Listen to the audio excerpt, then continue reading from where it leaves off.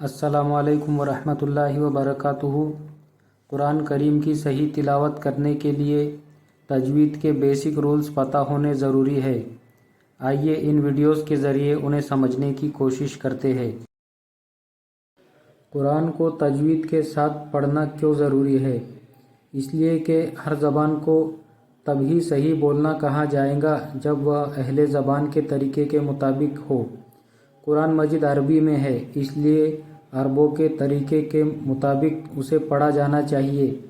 اگر ان کے طریقے سے حروف ادا نہ ہوئے تو قرآن کی عربیت باقی نہ رہیں گی۔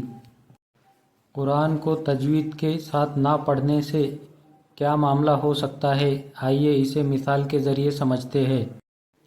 قل هو اللہ احد، اس کا معنی ہوا کہو اللہ ایک ہے، اور قل هو اللہ احد اس کا معنی ہوگا کھاؤ اللہ ایک ہے، کیونکہ قل کا معنی ہوتا ہے کہو اور کل کا معنی ہوتا ہے کھاؤ۔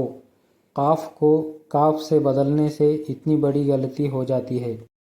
اسی طرح قلب کے معنی ہوتے ہیں دل، اور قلب کے معنی ہوتے ہیں کتا۔ نصر کے معنی ہوتے ہیں مدد، اور نصر کے معنی ہوتے ہیں گدھا۔ یعنی حروف بگڑنے سے معنی بگڑ جاتے ہیں۔ تجوید کی ضرورت کو قرآن سے ثابت کرے تو قرآن میں سورہ مزمل میں آیت ہے وَرَتِّلِ الْقُرْآنَ تَرْتِیلًا، جس کا معنی ہے قرآن کو ٹھہر ٹھہر کر اور صاف صاف پڑھنا۔ اسی طرح حدیث میں ہے ان اللہ یحب ان یقرأ القرآن کما انزل، یعنی اللہ تعالیٰ اسے پسند کرتا ہے کہ قرآن کو اسی طرح پڑھا جائے جیسا اسے نازل کیا گیا ہے۔ اب ہم دیکھتے ہیں تجوید کے خلاف قرآن پڑھنا کیسا ہے۔ اس میں موٹی اور نمایاں غلطی کو لحن جلی کہتے ہیں، اور معمولی غلطی کو لحن خفی کہتے ہیں۔ لحن جلی جو کہ بڑی اور نمایاں غلطی ہے وہ حرام ہے، اور لحن خفی مکروہ ہے۔ لحن جلی 4 قسم کی ہوتی ہے۔ اس میں پہلی غلطی ہے ایک حرف کو دوسرے حرف سے بدل دینا۔ مثال کے طور پر الحمد کو الحمد پڑھنا۔ دوسری لحن جلی ہے کسی حرف کو بڑھانا۔ مثال کے طور پر بسم اللہ کو بیسم اللہ پڑھنا۔ لحن جلی کی تیسری قسم کوئی حرف کم کر دینا۔ مثال کے طور پر لم یولد کو لم یولد پڑھنا۔ لحن جلی نمبر 4 حرکت تبدیل کر دینا۔ الحمد کو الحمد پڑھنا۔ صفات عارضہ کی غلطی کو لحن خفی کہتے ہیں۔ مثال کے طور پر ربنا میں را کو باریک پڑھنا۔ علم تجوید کے معنی ہے تمام عربی حروف کو ان کے مخارج اور صفات لازمہ اور عارضہ کے ساتھ ادا کرنا۔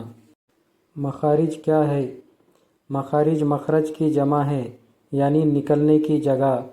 جو حروف منہ کے جس حصے سے نکلتا ہے اسے اس کا مخرج کہتے ہیں۔ مخارج کے 5 مواقع ہے۔ پہلا جوف یعنی منہ کی خلا، دوسرا حلق، تیسرا زبان، چوتھا ہونٹ، اور 5واں خیشوم۔ صفات سے کیا مراد ہے؟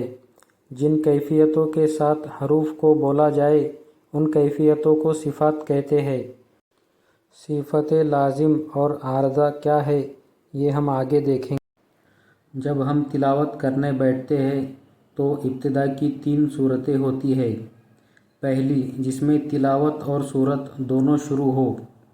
دوسری کنڈیشن یہ ہوتی ہے کہ آپ تلاوت کسی سورے کے درمیان سے شروع کرتے ہیں۔ مثال کے طور پر سورہ بقرہ آپ نے آدھی پڑھی، پھر دوسرے دن تلاوت شروع کی تو سورہ بقرہ درمیان سے شروع کیا۔ اور کبھی یہ کنڈیشن ہوتی ہے کہ تلاوت کے درمیان ایک سورہ ختم ہو کر دوسرا سورہ شروع ہوتا ہے، تو یہ ہوئی تیسری کنڈیشن۔ پہلی کنڈیشن جس میں تلاوت بھی آپ نے شروع کی اور سورہ بھی نیا شروع ہوا، تو اس کنڈیشن میں آپ کو اعوذ باللہ من الشیطان الرجیم اور بسم اللہ الرحمن الرحیم دونوں پڑھنے ہوں گے۔ اب دیکھتے ہیں دوسری کنڈیشن۔ اس میں ابتدائی تلاوت ہوتی ہے لیکن سورہ درمیان سے شروع ہوتا ہے، یعنی وہ سورہ کا کچھ حصہ آپ نے کل پڑھ لیا تھا، تو اس کنڈیشن میں آپ کو صرف اعوذ باللہ من الشیطان الرجیم پڑھنا ہوگا۔ بسم اللہ الرحمن الرحیم پڑھے یا نہ پڑھے تو بھی کوئی بات نہیں۔